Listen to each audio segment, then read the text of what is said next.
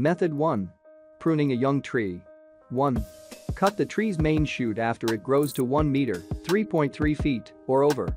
This promotes growth of the trunk, as well as strong horizontal branches that will form the skeleton of your tree.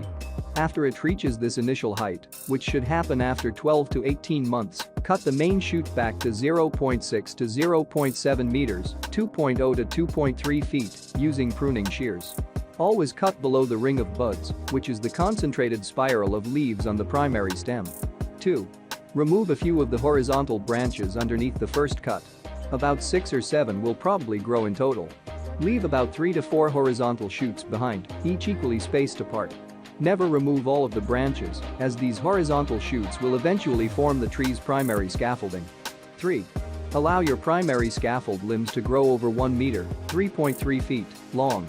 The 3 or 4 horizontal limbs that you let grow should reach an average length about 18 to 24 months after planting.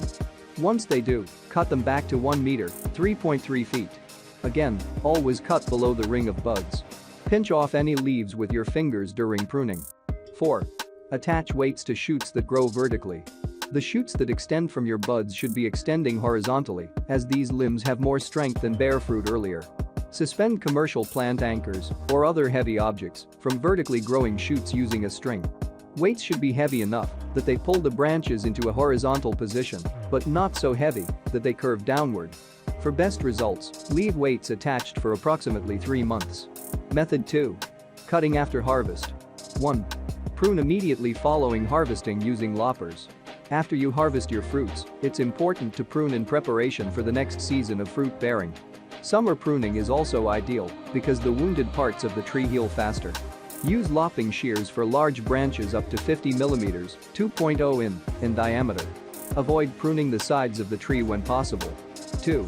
Cut lower branches to 1.2 meters, 3.9 feet, from ground level. This is called skirting and will make it easier for you to conduct weed removal, watering, and fertilizer application. The goal is to maintain a modest tree height and clean up its lower region. Keeping a modest tree height improves flowering and, in turn, fruit production. 3. Remove any strong vertical shoots as opposed to horizontal shoots. During your regular inspections, always favor horizontal shoots that show potential for growth. This promotes a strong, compact structure. Leaving a few vertical branches is fine if you have enough horizontal branches to provide support, around 3 to 4 primary limbs. Your mango trees should have a solid, fully formed structure after 3 years. 4.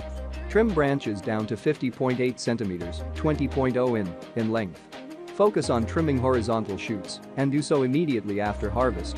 This is especially important during the 2nd or 3rd year following planting, as trimming helps your tree put more energy into fruit production. Continue this procedure through the 2nd year and then stop. Method 3. Trimming before flowering. 1. Conduct pre-flowering pruning in the middle of May. This pruning is time-sensitive and should be completed during a 2 to 4 week period right before the flowering season starts. Ideally, it will be followed immediately by flowering, not vegetative growth. Use pruning saws for branches and trunks up to 150 mm, 5.9 in diameter. Avoid pruning after flowering, this can cause crop loss. 2. Remove 1 major limb per year. The larger structural limbs are important for growth, but also draw energy from fruit production. Choose a limb that supports the most amount of unruly growth, such as vertical branches. By removing a small amount over time, also known as thinning cuts, you can mediate vegetative growth and keep your fruits fresh. Cut the limbs right down to the trunk. 3.